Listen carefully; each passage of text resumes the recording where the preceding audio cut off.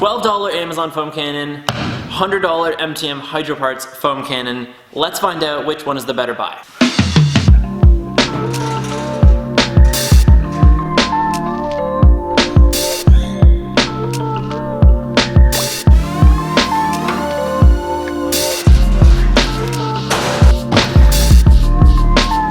What's up everybody, and welcome back to another video. Today we're going to be taking a look at and testing two foam cannons from completely opposite sides of the price and possibly quality spectrum. The first of the two is the $12 Amazon Special. It's by no particular brand. All we know that it's made in China and fulfilled by Amazon, so shipping is extremely fast and also free if you use Amazon Prime. I ordered this on Tuesday evening and got it Wednesday morning, which is extremely convenient and probably the first bonus to this cheaper foam cannon. The second option is the $100 MTM Hydra parts PF22 foam cannon. This thing is designed in Italy, produced in the United States, and a lot of people would say this is probably the industry leader for foam cannons at the moment. To compare the two, we're going to start from the top down.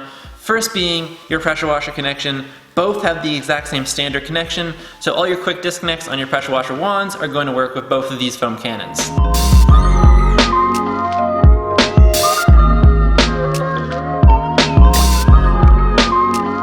On the top of both of them, you're going to find an adjustable knob that controls how much air will be going into the mixture, essentially determining how much foam you're going to be producing. I'm sure 99% of us are going to have this set on max all the time to produce as much foam as humanly possible. On the $12 Amazon foam cannon, the knob is decent, but I notice when I'm turning it towards the plus sign, it never actually stops. I can keep turning this forever and it's just going to keep going, which may or may not be a sign of the build quality, but regardless, a lot of us are going to find the setting we like and leave it at that, and if it gets moved a little bit, we'll just move it back. So, in hindsight, I don't really think it's a big issue. On the $100 MTM foam cannon, the knob actually has notches in it, so when you turn it a little bit, it actually clicks into place, which I really love. It feels really stout, and also, to turn it all the way from negative to all the way to positive, it's only a few clicks, so you don't really have to work that hard to change the amount of foam that you're going to produce. The next adjustable feature that the MTM foam cannon has that the Amazon one does not is the ability to change the foam fan from a vertical pattern to a horizontal. So what you do is you grab this gray ring here, not the black one, you gotta touch the gray one, turn it, and what that does is change the fan from vertical to horizontal and then back. I've never actually found the need to have horizontal foam, but if you ever do need it, it is there. And then alternatively, with the other foam cannon, what you can do is just hold it sideways because it doesn't have that.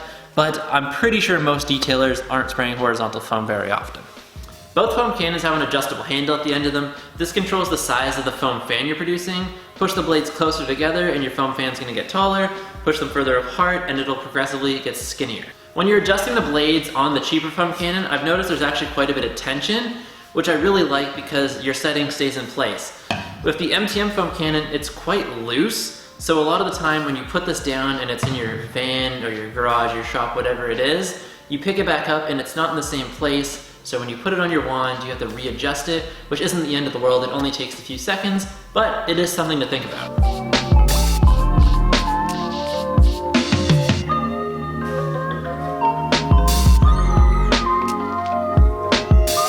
The last thing to compare before we start spraying some foam is the bottles themselves. So the MTM, it's extremely hard plastic, while the Amazon, it's quite a bit softer. It's pretty easy to squeeze and compress, which I don't have an issue with. The only area I see it being a problem is the threading where the top is attached. I've gone through quite a few of these cheaper foam cannons, and the place they all seem to fail is on this threading in the neck of the bottle. What happens is your basin, it's full of soap and water, it gets heavy. This is being held up by those threads. So what ends up happening is it gets soft, it eventually cracks, and then the bottle can't build pressure, and your foam cannon is rendered useless. One last thing in regards to the bottle themselves, because I know someone's gonna mention it. The MTM foam cannon is the most poorly balanced thing I have ever used. This top is so heavy, so the reason there's water in this right now is because if there wasn't, it would just fall over. Luckily, it's made of super high quality parts, so it never breaks, but it is super frustrating.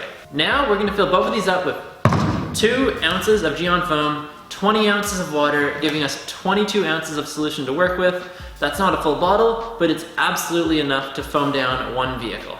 Another thing I just noticed before filling these up is that the cheaper Amazon bottle actually has fluid ounces as well as milliliters listed for metrics on the bottle, while the MTM foam cannon only has milliliters.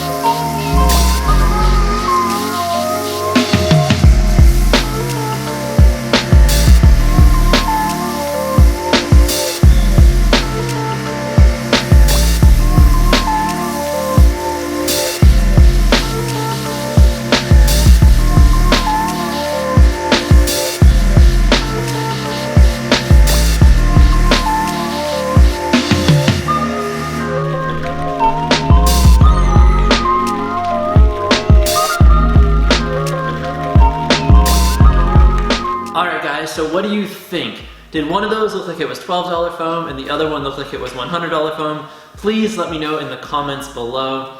I think we all have kind of an understanding that there's no possible way that one of these is worth more than 8 times more than the other in terms of its actual foam quality. But really, I don't think this video is much of a comparison at all because these foam cannons, they're kind of meant for two completely different people. Some people are genuinely interested in the latest and greatest products that the industry has to offer, so without a question, they're gonna go with the MTM Hydra parts PF22. And then you have the people trying to save a few dollars. Whether you're a weekend warrior or a business trying to drive the most profit by using cheaper products like this, whatever it may be, it can kind of get interesting because there's a lot of mid-range foam cannons that are $30 to $40, sometimes even $50, and all they are branded versions of this right here.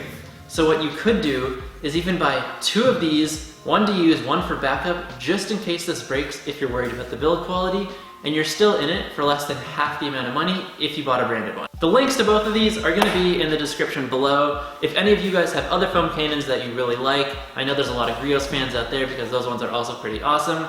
Let me know in the comments, I want to hear all of them. Other than that guys, thank you for watching if you made it this far. I will catch you guys in the next one. Peace out.